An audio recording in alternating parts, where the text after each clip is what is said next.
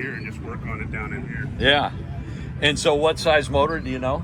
It's a 270, Okay. 6-cylinder, straight six. So this is one of the interesting things that people find fascinating, the oil filter. And they built these things like tanks. I mean, it's like,